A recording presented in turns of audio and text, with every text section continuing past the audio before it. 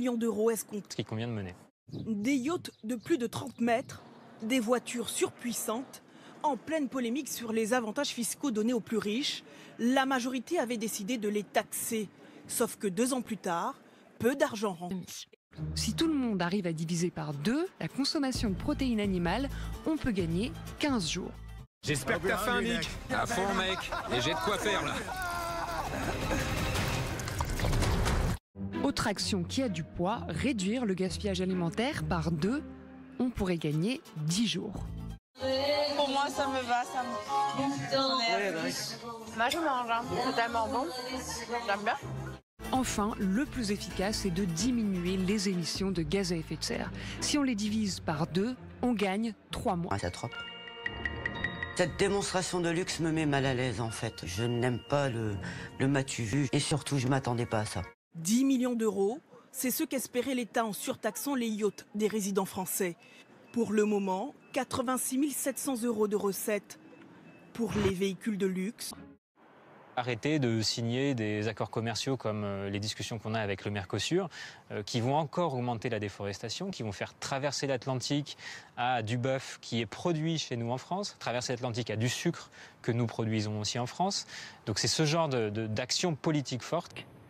Après 8 semaines de manifestations à Hong Kong, Pékin sort de son silence. Le gouvernement chinois demande ce matin à l'exécutif hongkongais de, je cite, punir les auteurs de violences. C'est une menace explicite du régime qui espère ainsi rétablir l'ordre au plus vite.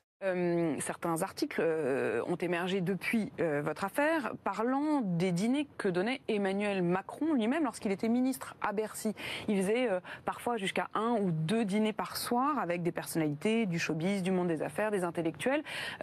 Et a posteriori, on se dit que sans doute ces dîners avaient aussi vocation à multiplier ses réseaux parce qu'il avait sans doute en tête l'idée qu'il allait se présenter. Est-ce que là, vous estimez que la frontière, elle est juste et qu'on la connaît ? Mais ça, ce sont des histoires que l'on raconte. C'est tellement facile de raconter cette histoire a posteriori.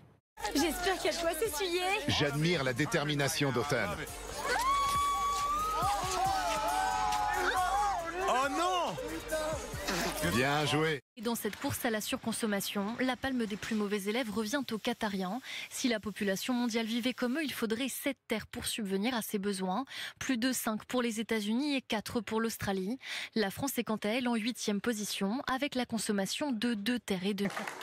Vous voulez voir ma quiche, hein, vous voulez voir ma quiche. Alors attention les amis, regardez-moi ça. Je te le présente comment, mon zizi? Comme ça, bah voilà. J'ai joué. Moins 8 permanences de députés de la République en marche détruites en moins d'une semaine. Portes murées, tentative d'incendie. Les élus sont inquiets. Certains ont reçu la revendication d'agriculteurs leur reprochant d'avoir voté pour le CETA, le traité de libre-échange avec le Canada. Notre but principal, c'était vraiment de se faire entendre. C'était pas de saccager, dégrader, etc.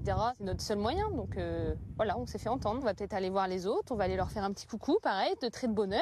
Mediapart, au-delà des articles qu'ils font, si vous les regardez d'ailleurs, ça saute aux yeux, a un projet politique. Ce projet politique, c'est l'idée que la démocratie représentative, ça ne vaut rien. Ce qu'il faut, c'est que entre le peuple et le pouvoir, il n'y a qu'un seul intermédiaire légitime à leurs yeux, c'est les médias et en l'occurrence surtout leur rédaction.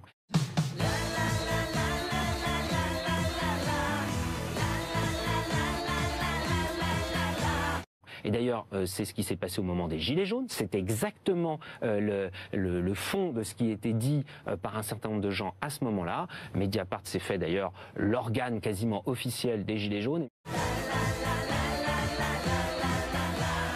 Vous avez dit que vous étiez victime d'un acharnement médiatique. Oui. Mais dans ces cas-là, pourquoi est-ce que vous aurez choisi... Ça, c'est un fait. Pourquoi est-ce qu'il vous aurait choisi, vous, François de Rugy, comme cible?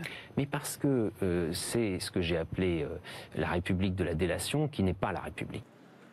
2,7 millions d'euros, c'est la récompense qu'a reçue le vainqueur de la Coupe du Monde de Fortnite. Hier à New York, Bugha, un Américain de 16 ans, a créé la sensation en remportant l'épreuve reine du jeu vidéo, un tournoi en solo. La Brésilienne Raissa Leal, 11 ans seulement, a remporté la manche californienne de Street League, le tour mondial officiel. La jeune rideuse est déjà une star de la discipline et des réseaux sociaux depuis que Tony Hawk, en personne, a reposté cette vidéo d'un de ses tricks il y a 4 ans.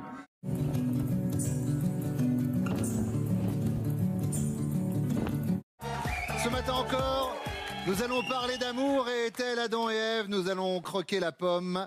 Galoche, G-A-L-O-C-H-E-S. Est-ce que c'est vrai selon vous? C'est une question de Gérard, ça, ou quoi? Je dirais que c'est faux. C'est une question qui va changer la vie de Gérard, puisque c'est vrai. Une fois que le mâle s'est agrippé dans la bonne position, il se cramponne de toutes ses forces. Mais seulement 15 millions d'euros récoltés. J'avais 7 ans. Vous avez commencé tôt à jouer avec votre zizi, hein? Le mot avocat signifie, en langue aztèque, testi. Et pour les quelques jours à venir, il ne la lâchera pas.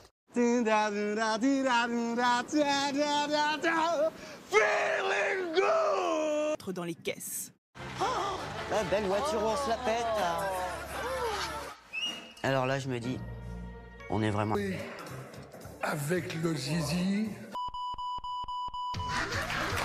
Ah oui. Regardez, j'ai du rouge à lèvres. Oui. Ah bah je crois que je vais pas me laver ce soir pour l'avoir encore demain. Vous êtes mignon.